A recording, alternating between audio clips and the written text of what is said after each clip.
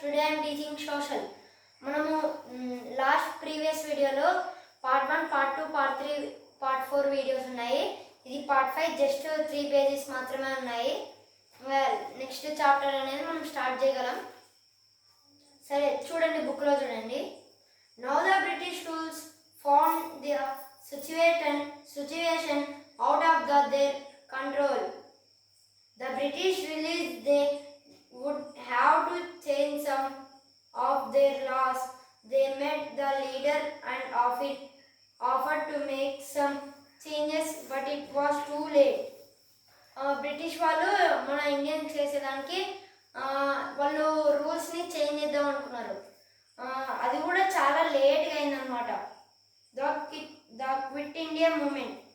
By 1942, the Congress had decided that the British must leave the Indians to govern themselves. The Quit India movement started. Congress ఉంది కదా, INC, ఏదైతే INC ఉందో British వాళ్ళని ఖచ్చితంగా India నుంచి వదిలిపియాలని చాలా గట్టిగా నమ్మకం పెట్టుకున్నాయి. క్విట్ మీన్స్ టు లీవ్ అంటే క్విట్ అంటే వదిలి వెళ్ళడం అనమాట. The slogan now was to do or die in the attempt to throw the British out of the country. అంటే డూ ఆర్ డై అంటే చెయ్యి లేదా చనిపో అని అర్థము. ఇది ఇండియాకి ఫ్రీడమ్ కోసం అని చెప్తున్నారు. Many leaders were jailed, but the movement was now in the hands of the masses, and there was no stopping. అంటే చాలా మంది జైలుకి వెళ్ళారు, కానీ మన ఇండియన్స్ మాత్రం అయినా కానీ మనకి ఎలా అయినా కానీ స్వతంత్రం రావాలని పోరాడుతున్నారు. India wins freedom. After the Second World War ended in 1945, the British government agreed to leave India. However, it was decided to divide the country into two, India and Pakistan, on religious ground. మనకు 1945లో freedom అంటే second world వార్లో 1945లో world war 2 జరిగింది. అప్పుడు British government ఏమని అంగీకరించిందంటే ఖచ్చితంగా మేము Indian గవర్నమెంట్ని వదిలిపెడతాము. కానీ ఇంకోటి వాళ్ళు డిసైడ్ అయినారు. మనకి ఇండియా పాకిస్తాన్ అనేటివి 2 ఫ్రెండ్స్ అనమాట స్టార్టింగ్లో. కానీ వాళ్ళు ఏం చేశారు, ముస్లిమ్స్ అంతా ఒక పక్క రండి, మీకు ఇష్టం ఉంటే ఇండియాలోనే ఉండండి అని కొంతమందిని ఇక్కడ వెళ్ళారు, ఇంకొంతమంది పాకిస్తాన్కి వెళ్ళిపోయారు. మనం అప్పటి నుంచి వాళ్ళ శత్రువులుగా మనం భావిస్తున్నాం. On 15th August 1947, India became a free country. At midnight, the British flag was brought down and replaced by the Indian tricolor. అంటే ఆగస్ట్ 15th 1947 ఇండియా అనేది స్వాతంత్రం వచ్చేసింది అనమాట. అర్ధరాత్రి బ్రిటిష్ వాళ్ళు ఫ్లాగ్ ఉంటుంది కదా వాళ్ళది దింపేసి మంది ఉంది కదా ఇండియన్ ఫ్లాగ్, దాన్ని రెడ్ ఫోర్ట్ మీద పెట్టారు. On this historic occasion, Jawaharlal Nehru, the first prime minister of free India said. Jawaharlal Nehru ఉన్నాడు కదా, జవహర్లాల్ నెహ్రూ ఆయన మనకు ఫ్రీడమ్ వచ్చినందుకు ఆయన ఫస్ట్ ప్రైమ్ మినిస్టర్గా మార్చారు. At the stroke of the midnight hour, when the world sleeps, India will awake to life and freedom. మన ప్రపంచ దేశాలు మొత్తం, అమెరికా, చైనా అన్నీ పడుకున్నాయి, కానీ మన ఇండియా మాత్రం మెలుకుతోంది. ఎందుకంటే ఆ రోజు మనకి ఫ్రీడమ్ వచ్చింది, స్వాతంత్ర్యం అన్నీ వచ్చాయి, కోరికలు ఏ కావంటే అవి తీర్చుకోవచ్చు అని ఆ రోజు ఎవ్వరూ పడుకోలేదన్నమాట. It was a long awaited movement and was greeted with great joy. అంటే చాలా చాలా ఎదురు చూశారు, కానీ మంచి మూమెంట్ అనేది వచ్చింది. Doctor Rajendra Prasad became the first president of free India. President prime minister ఉంటారు. మనకి ప్రైమ్ మినిస్టర్లో జవహర్లాల్ నెహ్రూ, ప్రెసిడెంట్లో డాక్టర్ రాజేంద్ర ప్రసాద్ అని ఉన్నాడు. With this began a new phase in the history of India. Since then, our national flag is hoisted at the Red Fort. Red fort ఉంది కదా ఢిల్లీలో, అక్కడ host చేస్తారనమాట మన Indian ఫ్లాగ్ని.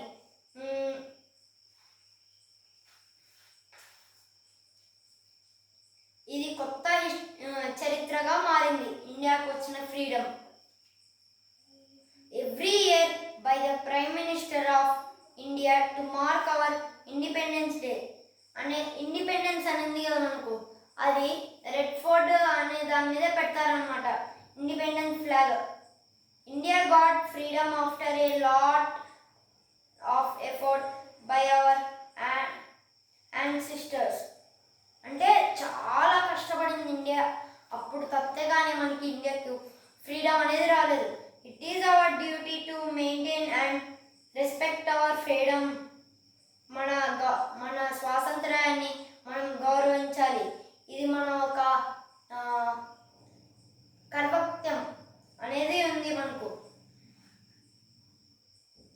Remember many freedom fighters, young and old, gave there valuable lives for the freedom of our country. మన భారతదేశం కోసం చిన్న పిల్లలు పెద్దవాళ్ళు ఎంతోమంది తమల ప్రాణాలను వదిలి వెళ్ళారు. It is because of them that today we live in a free nation and enjoy the fruits of freedom. వాళ్ళు ఆ రోజు ప్రాణాలు ఇచ్చి లేకపోతే మనం ఇంత స్వేచ్ఛగా ఉండేవాళ్ళమా? లేదు కదా అని అంటున్నారు. Bhagat Singh, great heroes of India. Bhagat Singh was born in Sikh family in Lyallpur, Punjab on September 27, 1907లో భగత్ సింగ్ జన్మించాడు.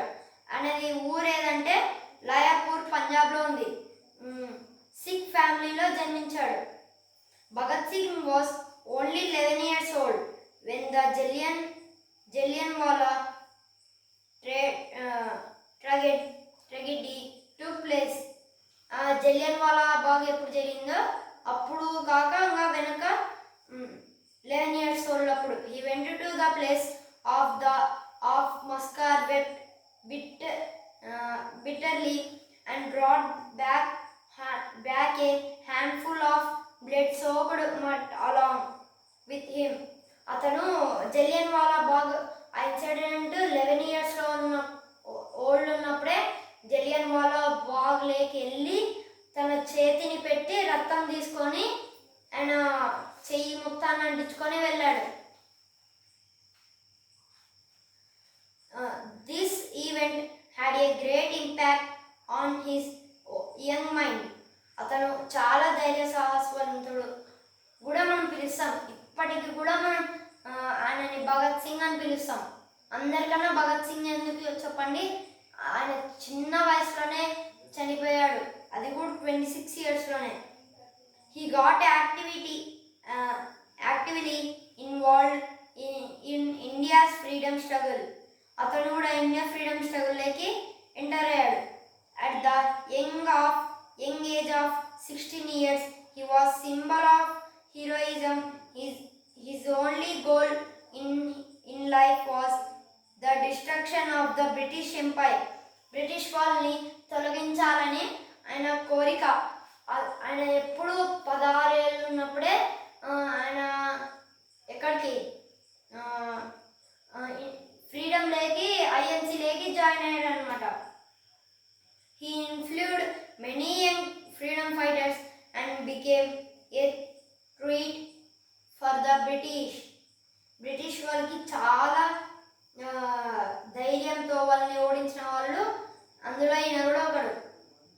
was only 23 years old when he was hanged to the death for his revolution activities on March 23, 1931.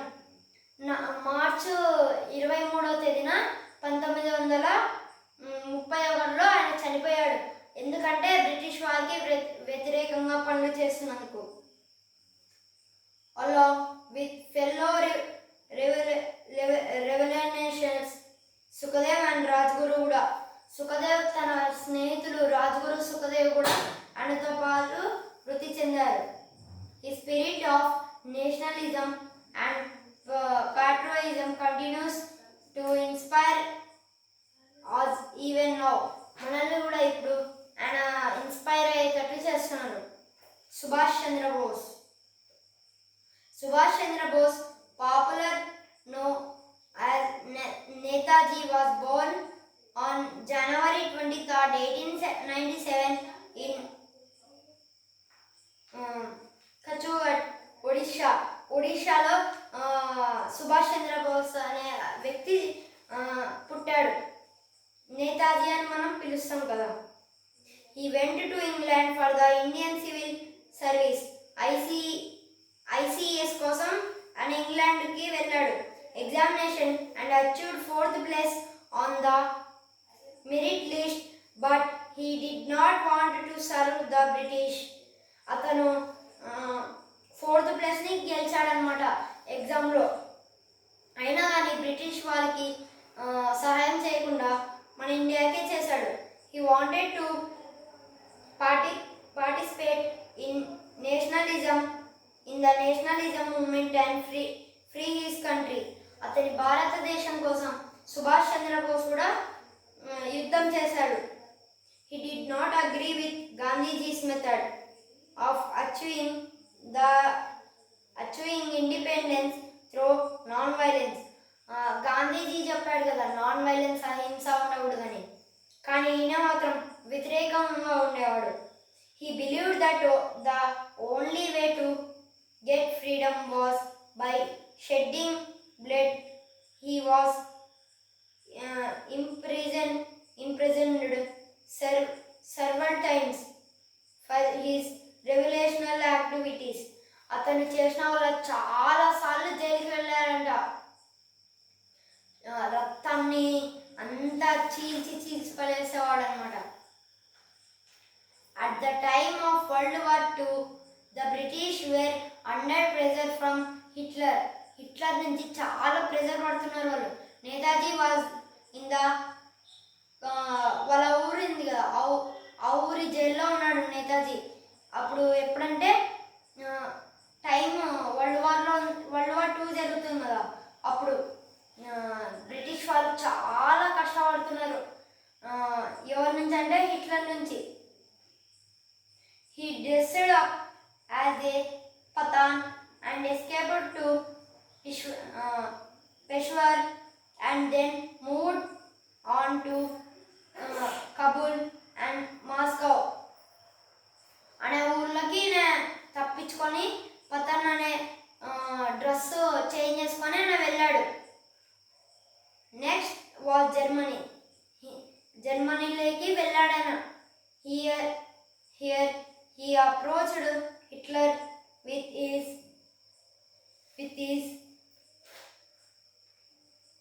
his mission to free India from the British rule.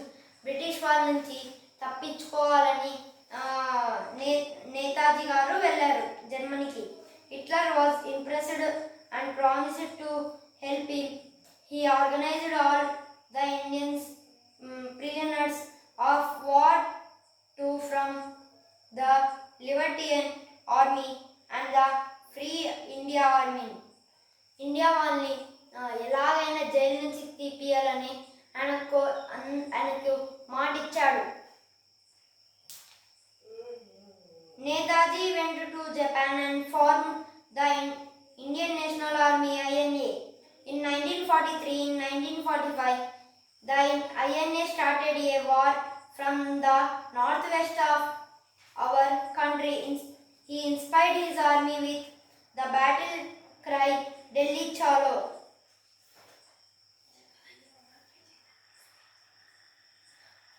ఒక నిమిషం ఆగండి guys.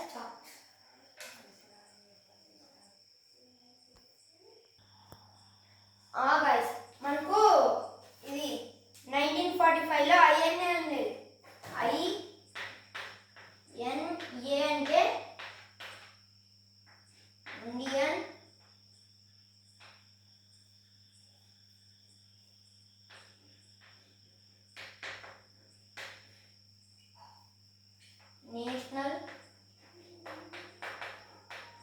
National army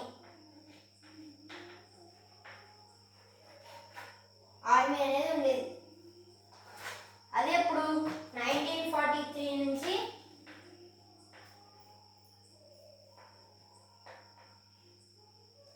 to 1945 మనకి 1947లో independence వచ్చింది. ఇది మాత్రం 1942 to 1943 వరకు ఉండేది.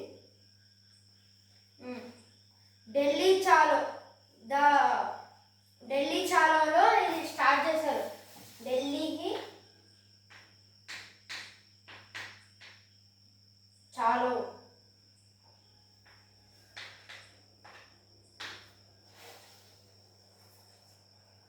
He did not succeed in the battle, but the British relieved the Indians were determined to get independence. ఈ యుద్ధం మాత్రం ఓడిపోయింది కానీ విజయం గెలిచలేదు కానీ మన ఇండియాకి మాత్రం ఇండిపెండెన్స్ అనేది వచ్చింది. On August 17, 1945, Bose died in a plane crash while flying from Bangkok to Tokyo. He did not live to see the Indian independence, but his spirit still lives through his words. Jai Hind. మనం జనగణ national అంతం పాడాక జై హింద్ అంటాం కదా, అది చెప్పింది సుభాష్ చంద్రబోస్ మాత్రమే. ఆయన 1945లో చనిపోయాడు. కానీ ఆయన బ్యాంకాక్ నుంచి టోక్యో వెళ్తుంటే ప్లేన్ క్రాష్ అయ్యి, కానీ ఆయన మన ఇండిపెండెన్స్ని చూడలేదు కానీ ఆయన ఆత్మ మాత్రం ఇప్పుడు వరకు చూస్తుంది. అంతే గాయ్స్, ఈరోజు ఫస్ట్ లెసన్ మీకు బాగా నచ్చింటే లైక్ చేయండి, సబ్స్క్రైబ్ చేయండి. అలాగే నా వీడియోస్ను మీ ఫ్రెండ్స్కి కూడా షేర్ చేయండి. Thank you for your support.